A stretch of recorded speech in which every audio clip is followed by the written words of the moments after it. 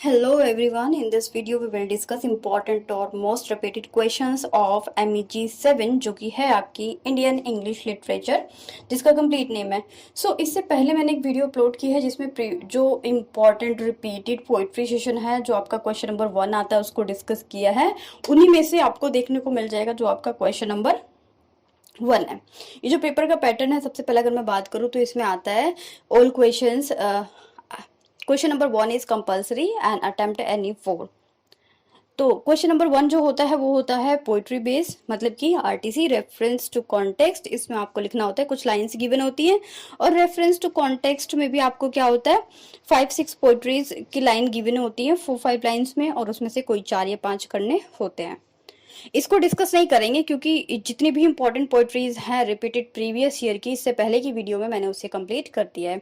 आप उसका लिंक मैं इसी के जो कमेंट सेशन है वहां पे प्रोवाइड कर दूंगी, आप वहां से चेक कर सकते हैं। अदरवाइज आप देखेंगे इससे पहले जो भी एक रिसेंट वीडियो अपलोड हुई है चैनल पे वो उसी की है।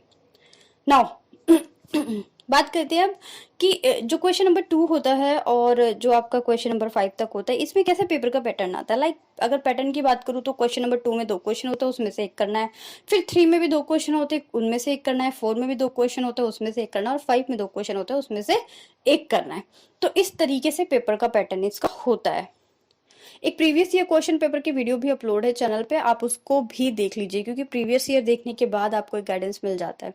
अब हम बात करें अगर इंपॉर्टेंट क्वेश्चंस की, तो देखिए क्वेश्चन नंबर है आपका discuss Mulk Raj Anand untouchable as a social novel. ये क्वेश्चन इंपॉर्टेंट है अनटचेबल से। नेक्स्ट क्वेश्चन है discuss the character of Moorthy in Raja Rao Kanthapura. तो यहाँ पे क्या बताना है कि जो राजा राव में मूर्ति का करेक्टर है उसको एलाबोरेट करना है। नेक्स्ट क्वेश्चन है आप देखेंगे तो जो इसका नेक्स्ट क्वेश्चन है वो है discuss Mahatma Gandhi's Hindu Swaraj as a post colonial text. तो हिंदू स्वराज के बारे में बताना है और चैनल पे ऑलरेडी बहुत अच्छे से नोट्स के साथ हिंदू स्वराज की वीडियो अपलोडेड है।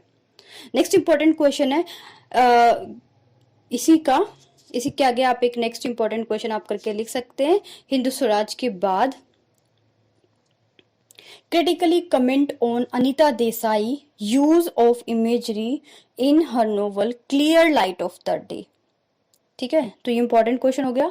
ठीक है, नेक्स्ट क्वेश्चन है आपका गाजर हलवा। Do you agree Gajar Halwa is a scratching comment in our social inequality, give reason. तो ये क्वेश्चन गाजर हलवा से पूछा गया है। नेक्स्ट क्वेश्चन है डिस्कस रस्किन बॉन्ड। रस्किन बॉन्ड की जो शॉर्ट स्टोरी है वो बहुत इंपॉर्टेंट है, जैसे कि no room for a leopard, ये इन्हीं की एक शॉर्ट स्टोरी है।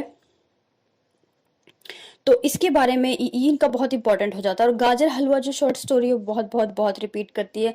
अगर मैं गांधी जी की बात करूँ तो गांधी जी का हिंद स्वराज बहुत रिपीट करता है।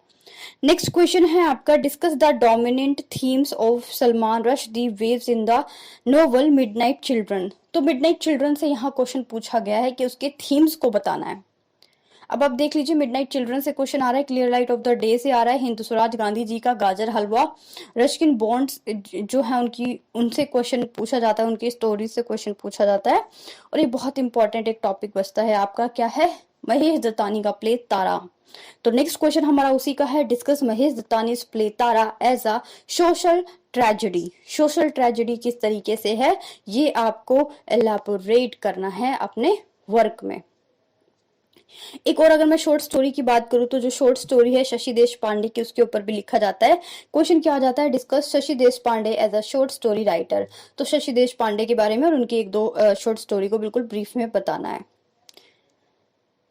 ऑलमोस्ट इसमें जितने भी इंपॉर्टेंट क्वेश्चंस होते हैं मैंने उनको कवर कर दिया है। इंपॉर्टेंट क्या हो जाता है, clear light of the day से एक क्वेश्चन आ जाता है। अगर ऑटोबायोग्राफी आ रही है तो वहां पे नेहरू जी की आ जाती है। नेहरू की मेजोरिटी टाइम जो ऑटोबायोग्राफिकल क्वेश्चन आता है, जो नॉन फिक्शनल प्रोज से क्वेश्चन आता है, या तो वो नेहरू जी पे आता है तो गांधी जी पे आता है। ठीक है, कांतापुरा से एक क्वेश्चन आपको देखने को मिलेगा ही मिलेगा। अगर मैं ब्रीफली बात करूं कि आपको क्या करना है, तो जो नॉन फिक्शनल प्रोज है वहां से आपको गांधी जी और नेहरू जी के इन दोनों टॉपिक्स को नहीं छोड़ना है। आफ्टर दैट आप अनटचेबल, अनटचेबल में भागा का करेक्टर, टाइटल, कभी कभी थीम्स पूछ लिए जाते हैं, कांतापुरा।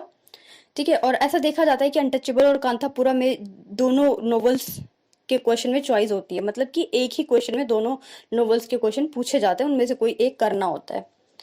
उसके बाद clear light of the day से क्वेश्चन आता है, मिडनाइट चिल्ड्रन और तारा तो इतना इंपॉर्टेंट है कि लास्ट क्वेश्चन आपका तारा से ही होगा, ठीक है। चाहे उसके थीम्स पूछ लें, करेक्टर्स पूछ लें, इनइक्वालिटी पूछ लें, इनजस्टिस पूछ लें, जो भी पूछ ले, बट तारा का तो एक क्वेश्चन आना ही आना है। पोइट्री की अगर मैं बात करूँ तो जो इससे पहले की वीडियो अपलोड की है उन 10 पोइट्रीज में से ही आपको सारी पोइट्रीज मिल जाएंगी, जो आपका क्वेश्चन नंबर 1 होगा।